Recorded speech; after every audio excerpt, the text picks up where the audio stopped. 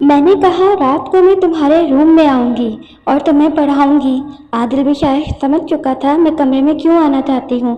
मैं अपने कमरे में चली गई और रात होने का इंतज़ाम करने लगी। मैं अपने रूम में फिर वही नॉवेल लेकर बैठ गई। मुझे आज एक नई चीज़ मिल गई थी। मैं रूम में बैठी नॉवेल पढ़ रही थी कि रुखसार रूम में आई और कहने लगी, आपी अम्मी बहुत गुस्सा कर रही हैं। कह रही हैं आज इसे पता नहीं क्या हो गया है जो बार बार जाकर रूम में बैठ जाती है। मेरा तो आज काम हो गया। मैं इसने हाथ भी नहीं बटाया। तो मैंने रुखसार से कहा कि जाकर अम्मी से कह दो कि मैं अभी आती हूँ। जब रुखसार चली गई तो मैंने नॉवेल गद्दे के नीचे रखा और मैं भी बाहर आ गई। अम्मी ने मुझे देखा तो गुस्सा करने लगी कि आज तुम्हें क्या हो गया है जो कमरे में ही घुसी हो। कब से तो मैंने अपने से कुछ नहीं कहा और इनका काम में हाथ बटा दिया। हाथ बटाते बटाते रात हो गई। रात का खाना खाकर हम सब अपने अपने कमरों में चले गए। अम्मी और अब्बू के सोने का इंतज़ार कर रही थी। जब अम्मी और अब्बू अपने रूम में सोने चले गए और रुखसार भी सो गई तो मैं चुपचाप उठी और आदिल के कमरे में जाने लगी।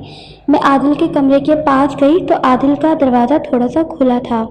मैंने दरवाजे से जाकर देखा तो आदिल की पीठ दरवाजे की तरफ थी और वो मोबाइल में वही पिक्चर देख रहा था और आदिल का हाल बेहाल हुआ जा रहा था। आदिल को इस तरह से देखकर मेरे भी पसीने छूटने लगे। मैं जल्दी से आदिल के दरवाजे से हट गई और अपने रूम में जाने लगी, लेकिन मेरे पैरों में जैसे ताकत ही नहीं बची थी। मेरा दिल बेचैन हुआ जा रहा था। मेरे कदम अपने आप आदिल के रूम की तरफ जाना चाहते थे। मैं पलटी और फिर से भाई के रूम की तरफ जाने लगी। मैं दरवाजे के पास पहुंचकर देखा तो भाई फिर से वही काम कर रहा था। मैंने अपने आप को संभाला और दरवाज़ा खटखटाया। मैंने पूछा, भाई क्या तुम जाग रहे हो?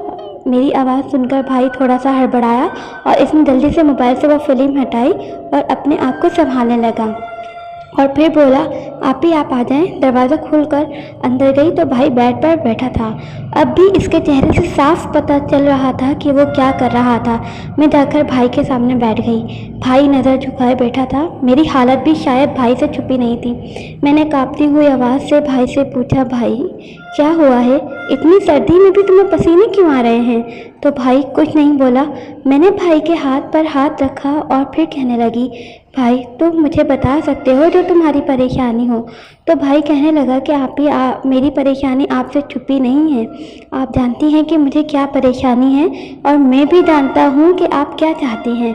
मैं जब से कॉलेज से आया हूँ मैं देख रहा हूँ कि आपका क्या हाल हुआ जा रहा है। तो मैंने भाई से कहा कि चाहती तो मैं भी वही हूँ लेकिन डर लगता है। तो भाई कहने लगा कि डर कैसा? अब्बू अम्मी तो अपने रूम में सो रहे हैं और रुखसार भी सो गई है। हम दोनों इस कमरे में क्या कर रहे हैं किसी को कुछ पता नहीं चलेगा। मैंने कहा, ठीक है भाई, मैं दरवाज़ा बंद कर कर आती हूँ। मैंने दरवाज़ा बंद कर दिया। मैं भाई के बिस्तर में रज़ाई ओढ़कर लेट गई और भाई भी मेरे पास ही आकर लेट गया। फिर मेरे भाई ने मेरे कपड़े उतारने लगे। मैंने भाई से मना किया कि कपड़े मत उतारो। तो भाई कहने लगा कि कपड़े नहीं उतारूंगा तो काम नहीं होगा। भाई ने अपनी ज़िद की और मेरे साथ वही करने लगा जो नॉवेल में लिखा था। मैं पहली बार किसी के करीब गई थी तो मुझे बहुत अजीब हो रहा था। तो मैंने भाई से मना किया कि भाई रहने दो, मत करो, मुझे कुछ नहीं करवाना। भाई कहने लगा कि आप ही पहले पहले थोड़ा अजीब होगा फिर मज़ा आने लगेगा। भाई अपना काम पूरा कर लिया। जब भाई काम करके हटा तो मैं अपने कपड़े सही करने लगी और उठी तो मैंने देखा कि बेड की चादर ख़राब हो चुकी थी। मैंने भाई से कहा कि भाई ये चादर क्या करें?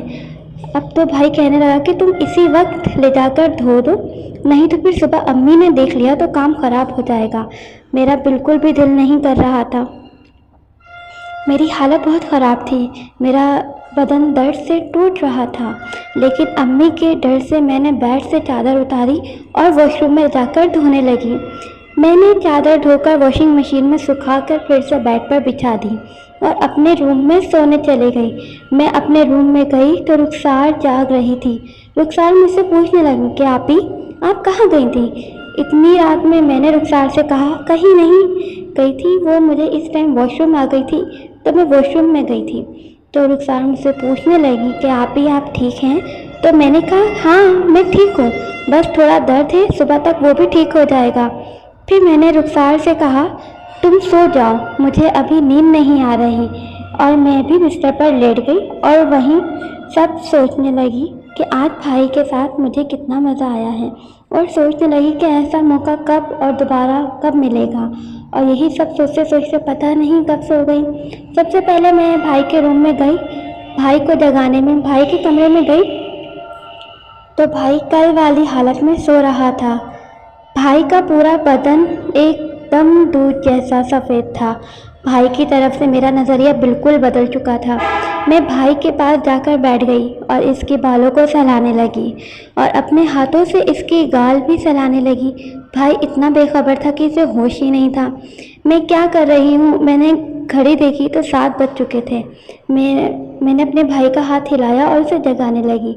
भाई उठा तो मुझे देखकर कहने लगा, निम्रा आपी आप यहाँ क्या कर रही हैं? मैंने कहा, मैं तुम्हें जगाने आई थी, कॉलेज नहीं जाना, देर हो रही है। तो भाई कहने लगा, आपी जाना तो है लेकिन मेरे बदन में बहुत दर्द हो रहा है। मैंने पहली बार रात में आपके साथ ऐसा किया है, वो सब किया था, शायद इसीलिए ये कहते हुए भाई ने मेरी तरफ देखा और मुझसे पूछने लगा, आपी क्या आपको कुछ भी नहीं हुआ?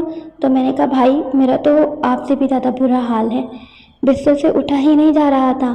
तो मैंने दर्द की दवाई खाई और फिर जाके नहा ली, तब जाके थोड़ा आराम मिला। तुम भी उठो, जल्दी से नहा लो और नाश्ता करके दवाई खा लो।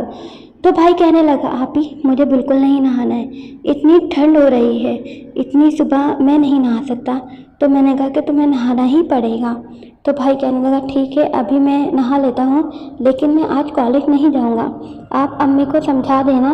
मैंने कहा, ठीक है लेटे रहो, मेरी तबीयत ठीक हो चुकी है, अगर तुम्हारी तरफ आई तो कोई मसला नहीं होगा, जब तुम्हारा दिल करे तब उठ जाना।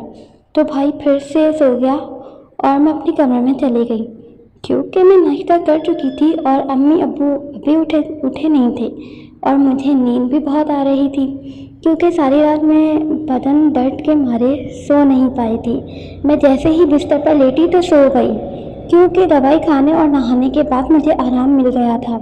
मैं थोड़ी ही देर सोई थी कि अम्मी मेरे रूम में आई और कहने लगी, अभी तक सो रही हो निम्रा, तुमने अभी तक आदिल को जगाया नहीं, इसे कॉलेज जाना था। तो मैंने अम्मी से कहा, अम्मी मैं आदिल को जगाने गई थी, लेकिन वो कह रहा था कि वो आज कॉलेज नहीं जाएगा, इसकी कुछ तबीयत ठीक नहीं है, इसलिए मैं फिर से आके सो